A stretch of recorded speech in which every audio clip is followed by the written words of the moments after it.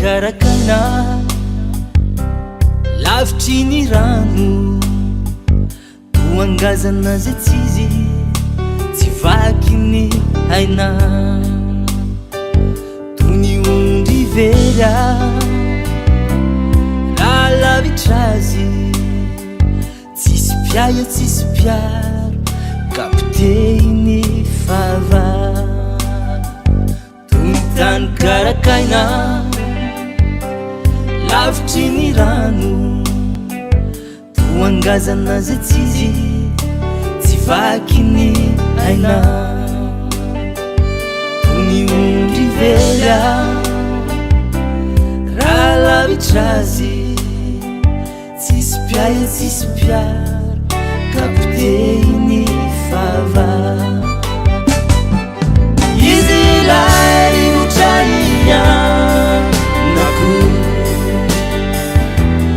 izy ilay loharanony fanahiko izy ilay masoandro mpifaleko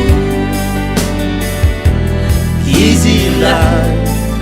andriamanitro mamonjy ahy izy ilay rivotraianako izy ilay loharanony fanahiko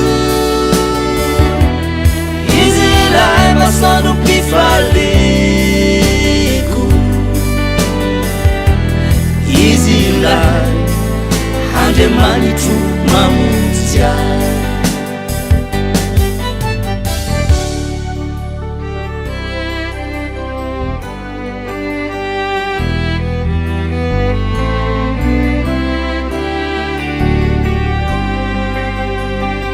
raha irery lavitry azy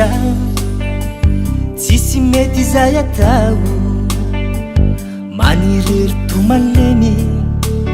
lavitry ny e anjakany ezy mpito faoriny zay atao tsisy fiainana mihitsy